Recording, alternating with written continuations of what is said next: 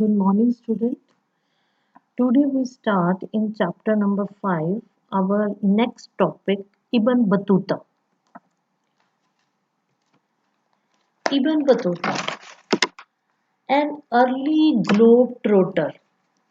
Now, what is the meaning of globetrotter?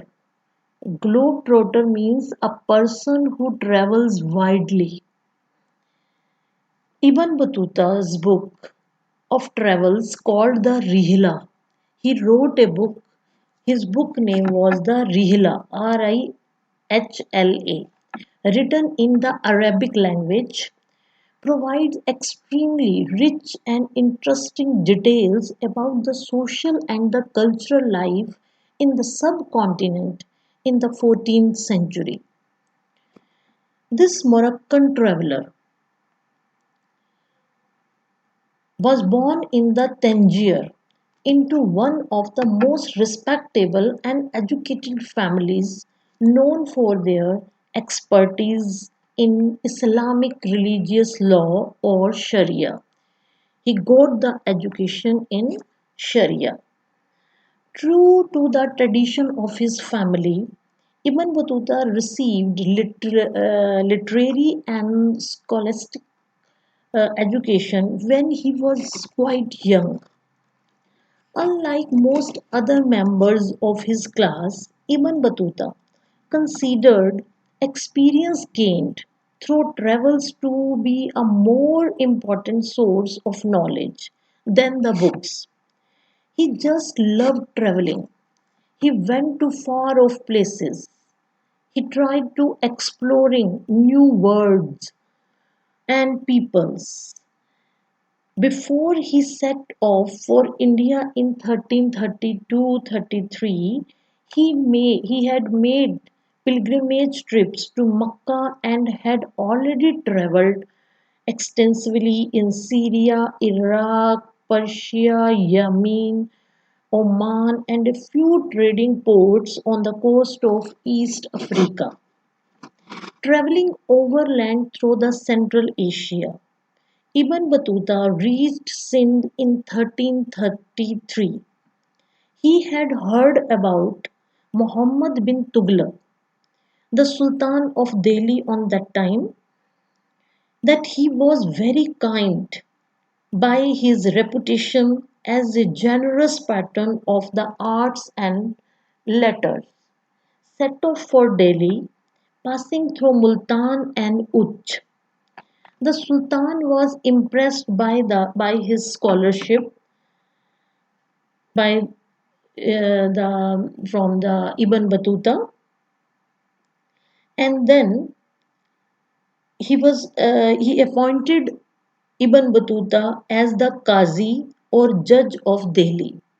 He remained in that position for several years until he fell out of favor and was thrown into the prison. Maybe some misunderstanding was going on in between the Ibn Battuta and Muhammad bin Tughlaq, and he was imprisoned. But once the misunderstanding was cleared in between them, he was restored to imperial services.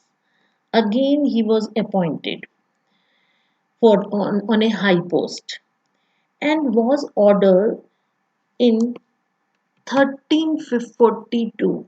He was ordered by Muhammad bin Tughlaq in 1342 to proceed to China as the Sultan's envoy to the Mongol rulers. Then he went to the Malabar coast through central India. From Malabar coast, then he traveled to the Maldives, stayed there for 18 months in Maldives. Then he went to the Sri Lanka and back to the Malabar and the Maldives. Then he resumed his mission to China, and then he decided to return home in 1347. His accounts are compared to the Marco Polo, Marco Polo, he was also a traveler who has visited India and the China. He has recorded his observation of people, culture, beliefs, and values, etc. He need to bear in mind that this globetrotter was traveling in the 14th century when it was much more hazardous to travel than it is today. According to Ibn Battuta, it took 40 days to travel from Multan to Delhi and about 50 days from Sindh to Delhi. The distance from Daulatabad to Delhi was covered in 40 days, while that from Gwalior to Delhi took the 10 days. Traveling was also more insecure on that time. Ibn Battuta was attacked by bands of robbers several times. In fact, he preferred traveling in the caravans along with the companions.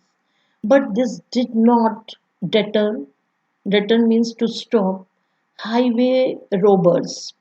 While traveling from Multan to Delhi, for once a time, his karma was attacked, and many of his fellow travelers lost their lives.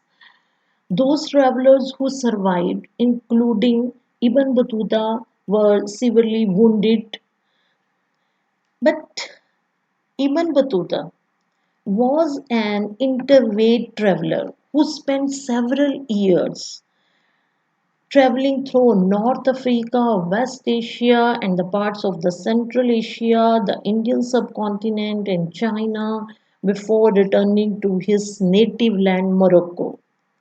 When he returned, the local ruler issued instructions that his stories to be recorded. Now, here you see in this map. First of all, student, you see the on your left hand side the roots of the Ibn Battuta. The first one, the red arrow here you see in the index 1325 to 27. This red color. Here you see the red color. He started his journey from his homeland Tangier and uh, he started journey from the coastal line of this Mediterranean Sea, crossed this Red Sea, and after that went into the Turkey and the Iran area. Okay, then this green line here, the green arrow you see 1330 to 32. This green color here you see this the coastal line of the Africa. This is the eastern coastal area. He covered this whole area, went to Arabia, and after that reached back. Then this blue color 1332 to 46 spent a lot of time in the Asia. Here you see he covered the China, then the Southeast Asian countries, Sri Lanka, then he started his journey in the western side, in the western coastal plain of India, and then this is the Delhi. He spent a lot of time there, crossed this area, reached Kabul, and then Samarkand, and then cross the Caspian Sea, then the Black Sea, and reach to the Europe. Okay. Then the last yellow arrow, 1349 to 53. This arrow here you see, this line you see in the Africa. Okay, he spent from 1349 to 53, he spent a lot of time in the Africa in this Sahara Desert in Mali area. Now, Ibn Battuta and the excitement of the unfamiliar. Plants found in India, which amazed Ibn Battuta. Here you see these two pictures. He was unfamiliar from these two things. The first one he saw when he saw the coconut. He wrote that the nuts of the coconut resemble a man's head. He was too much surprised to see this coconut when he saw this one in India. The second thing, that was the pan. He wrote about the pan that the betel has no fruit and is grown only for the sake of its leaves. That no fruit has grown on these betel, only the people grow these betel for these leaves. So he was too much surprised when he saw these two amazing things in the India. Okay, student, next topic of the Ibn Battuta we will cover in our next video. Thank you.